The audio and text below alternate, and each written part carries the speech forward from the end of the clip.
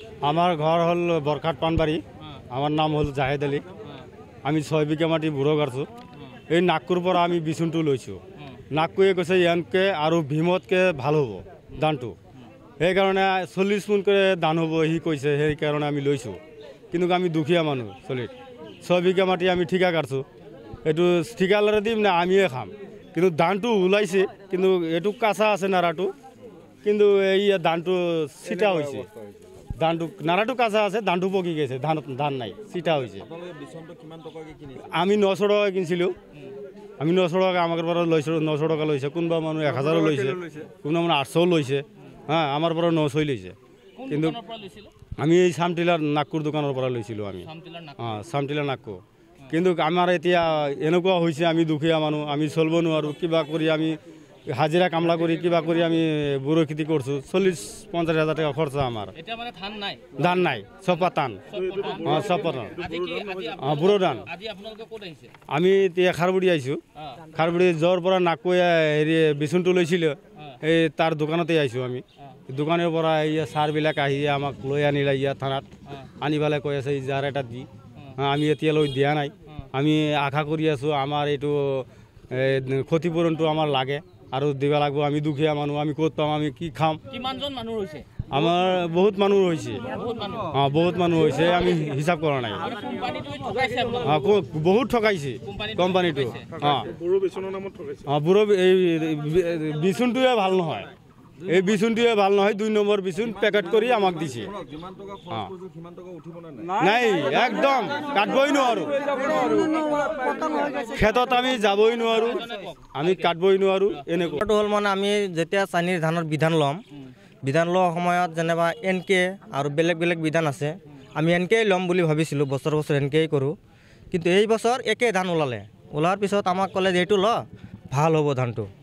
ঠিক আছে, ভাল হ'ব যদি যোৱা বছৰ 3 বিঘা ৰৈছিলোঁ আমি, এই বছৰ ৰৈছোঁ 10 বিঘা। ধানটো বেছি হ'ব। আৰু আপোনাৰ এই গোটৰ পৰাও লোন লৈছোঁ আমি, ঠিকা মাটি কৰাৰ পিছত ধানটো কঠীয়াটো হোৱাৰ পিছত ৰোৱাৰ সময়ত এটা দুটা মৰিলে। পিছত আমাৰ যিটো খাৰপিটিয়াৰ এই উমেদ আলীৰ এজেঞ্চি যিটো, এইটো আমাৰ গাঁৱত গৈছিল খেতি চাবলৈ। চাই পেলাই ঔষধ দিব। ঠিক আছে, ঔষধ দিম, ঔষধ দিলে হৈ যাব। ঔষধ দিয়া নাই। আমি নিজৰ পইচাৰ ঔষধ চকুত মাৰি ডাঙৰ দীঘল বনালোঁ। বনাৰ পিছত এতিয়া ধানটো পূৰা ওলাৰ পিছত এতিয়া বৰ্তমান টোটেলি পতন। আমি কিনিছিলোঁ 700 টকা পেকেট। হয়, আমি কিনিছিলোঁ ভালকমাৰী মভিজ এণ্টাৰপ্ৰাইজৰ পৰা। কিন্তু মভিজ এণ্টাৰপ্ৰাইজ যিটো, এইটো দোকানে আকৌ এই উমেদ আলীৰ পৰা লৈছে খাৰপিটিয়া। এতিয়া তাক মই হেম্পাৰ দিছোঁ যে আমাৰ ধানটো এনেকৈ বেয়া হ'ল, কি বিধি ব্যৱস্থা কৰিব কৰক। তেওঁলোকে কৈছে যে আমিতো বনোৱা নাই, আমি লৈছোঁ খাৰপিটিয়াৰ পৰা। তো বলক আমাক এটা সহায় কৰক, খাৰপিটিয়া যাব লাগিব। য'ৰ পৰা লৈছোঁ তাতে আমি কম বস্তুকেইটা। সেইকাৰণে গোটেই ৰাইজ ওলাই আহিছোঁ।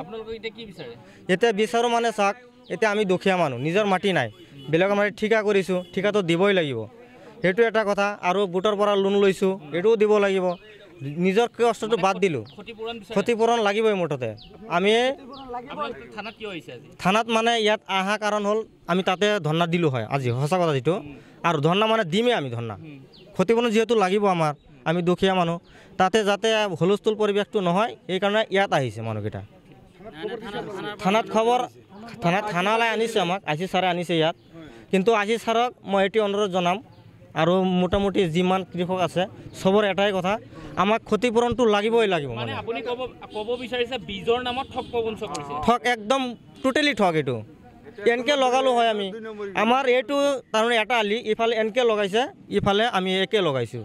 NKটো ইমান ধান হৈছে, চালে কান্দন ওলাই যায়। আৰু আমাৰ ধানটো চালেতো শেষ, বৰবাদ হৈ গ'লো আমি একদম।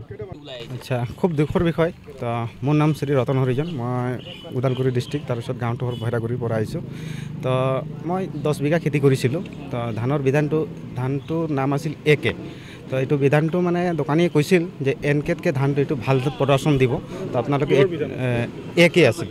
অঁ, বৰ ধানটো, এইটো বৰ ধান পেকেটটো আছিল, এইটো পেকেটটো আছিল। তো এই পেকেটটো লৈ যাই পেলাই আমি কঠীয়া পেলালোঁ। কঠীয়াটো ধুনীয়াকৈ হৈছে, ধানটো কালোঁ, ধানটো ধুনীয়াকৈ হৈছে। যেতিয়া ধানটো ওলাৱাত খালি পতান ওলাইছে, ধানটো একদম একোবাৰে ধানেই নাই পথাৰত। তো সেইকাৰণে আমি ইয়াতে আহিছোঁ, যাতে আমাক যিখিনি খৰচ গৈছে সেইখিনি খৰচটো যাতে আমাক চবক দিয়ক, তেতিয়াহে আমি মানে কিবা এটা পাম। কোন দোকানৰ পৰা লৈছিলে আপোনালোকে? আমি লৈছিলোঁ ভালুকমাৰীৰ পৰা। তো ভালুকমাৰীৰ যেনিবা দোকান, তেওঁলোকৰ দোকানী লোকে লৈছিলে খাৰপেটীয়াৰ পৰা। খাৰপেটীয়াত আমি যোনটো দোকানৰ পৰা লৈছিলোঁ এইটো দোকানতে আমি আহিছোঁ। মানে আজি গোটেইজন কৃষক একেলগ অঁ, আমি যিমানখিনি ধানটো যাৰ বেয়া হৈছে চবেই আমি জমা হৈছোঁ। বাকী দোকানৰ নামটো কি? দোকানীৰ নামটো ইমান মই নাজানো, বৰ্তমান নামটো অলপ লেটকৈ আহিছিলোঁ বুলি মই গম পোৱা নাই। তো আমি চৰকাৰক আহ্বান কৰিছোঁ যাতে ইয়াৰ ক্ষতিপূৰণটো যাতে আমাক দিয়ে, লগতে আমাৰ BTR প্ৰমোদ বড়ো ছাৰকো আমি কিবা কৰিছোঁ যাতে তেওঁ আমাক অলপমান সহায় কৰক, নহ'লে আমি একেবাৰে বহুত কিবা পৰি যাম আৰু। মানে ধানৰ গছটো হৈছে হয়, পতন হৈছে, পতন হয়। আমি এটা মাহাজনৰ 5 বিঘা ঠিকা লৈছোঁ আৰু কুঠিয়া কিনিছোঁ নাগপুৰ দোকানৰ পৰা চামটিলা। পিছলৈ কৈ না এংকে ল'বা কৈছে, ভীম ল'বা কৈছে, নাই এইটো নালাগে, এইটো বেছি ধান হ'ব, এইটো বেছি হ'ব, এইটো লৈ যাওক। 10 পেকেট লৈছোঁ 700কৈ, লৈ যাই কঠীয়া পেলাইছোঁ। দুখীয়া মানুহ গৰু ছাগলী ক'ৰ পৰা ধাৰ কৰি 5 বিঘা মাটি খেতি কৰিছোঁ, ভালে হৈছে। এতিয়া কি হৈছে আপোনালোকৰ? ধানটো ওলাইছে কিন্তু পতং, এটা চাউল নাই ধানত। আমি কি কৰি খাম এইটোৱে চিন্তা আছে। এতিয়া ল'ব নাই আমাৰ ঘৰত, আমি চলি আছোঁ। আমাৰ নাম শ্ৰী ৰামকৃষ্ণ চৌহান। মানুষ আমি কি কৰি খাম এইটো আমি চিন্তা কৰি আছো, ইমান দুখত আছো। ঘৰত আনন্দ আৰু সম্পৰ্কৰ চমক বজাই ৰাখিবলৈ জৰুৰী হৈছে সকলো আনন্দময় মুহূৰ্তত মৰমৰ উপহাৰ দিয়াটো। সেইবাবে মধুশ্ৰী জুৱেলাৰ্ছে আনিছে সকলো ৰঙীন ক্ষণৰ বাবে বিশেষ গহনা। হীৰাৰে হওক, সোণৰে হওক বা ৰূপৰে হওক, শ্ৰেষ্ঠ ডিজাইনছ আৰু হলমাৰ্কযুক্ত গহনাই ৰাখে সম্পৰ্কক নিখুঁত। তেনেহ'লে আজিয়ে আনক আনন্দ মধুশ্ৰী জুৱেলাৰ্ছৰ সৈতে।